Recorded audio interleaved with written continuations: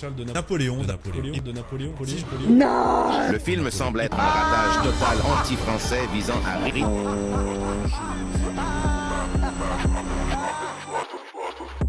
Ça fait 6 mois que je dis ouais, je suis de retour, mais je vais arrêter de dire que je suis de retour et je vais juste faire les vidéos. Aujourd'hui, on est là pour enculer des gros fils de pute.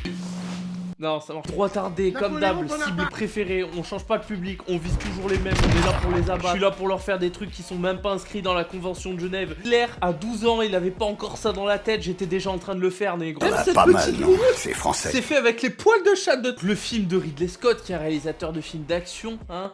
Déjà, on parle d'un film, on parle d'art. Jeune faquin, nous parlons d'art ici. Donc on est dans un mec qui réalise des blockbusters, des films d'action débiles. Bref, on sait qu'il fait des films d'action, il fait pas des biopics historiques, le boug.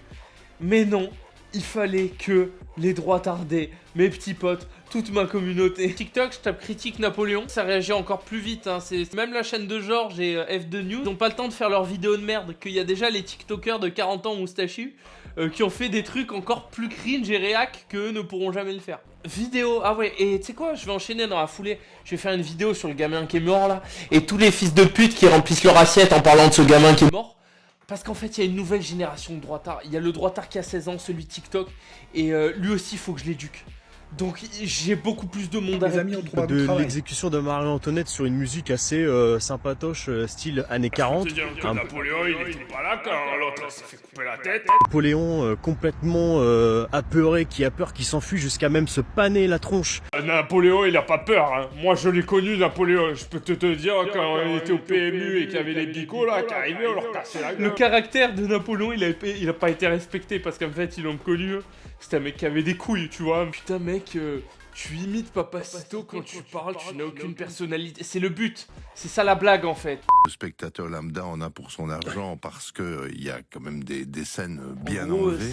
C'est un bon divertissement. Et c'est fait pour être fait comme ça, tu vois. Au même titre qu'un Transformers, tu vois, c'est presque aussi débile. Il y a une base historique, donc ça a faussé tous ces cons. Oui, Napoléon, il a pas tiré sur les pyramides avec le canon, oui. Humiliation pour la France.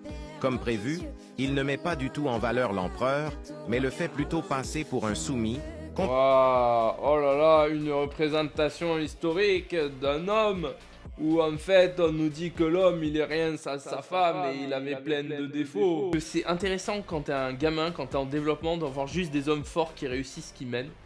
Donc quand t'as jusqu'à 15-16 ans. Par contre quand tu grandis, que là tu comprends que la vie c'est dur mec, c'est plus intéressant de voir des hommes qui essayent d'être forts malgré leurs faiblesses, malgré ce qu'ils prennent dans la gueule. Et ça c'est peut-être même des exemples de virilité encore plus incroyables. Bon, après le classique représentation historique, il a été rien sans sa femme, on nous l'a fait 20 fois, hein, et ça a été parfois vrai, hein, je dis pas le contraire, mais... c'est un peu facile ça. Napoléon Bonaparte. Il est en vie lui. Moi je m'attendais pas à voir ça. Qu'est-ce qu'il y a? Aujourd'hui t'as pas des stories à faire sur un enfant blanc qui est mort pour gagner un peu d'audience? Donc déçu un petit peu, oui, même si les 30 dernières minutes... Ah ouais, ils ont des bouquins sur Napoléon. Ah ouais, ils sont matrixés. Attends, t'as pas ton buste Missor à 300 €, mec?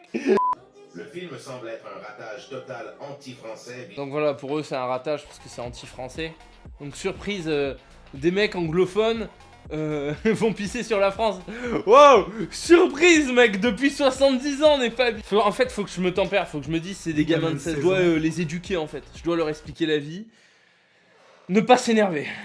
Get a Life, c'est le message qu'a adressé Ridley Scott aux passionnés d'histoire qui critiquent son dernier film Napoléon, qui sort aujourd'hui en salle pour toutes les inexactitudes factuelles. Et il a raison, il a raison.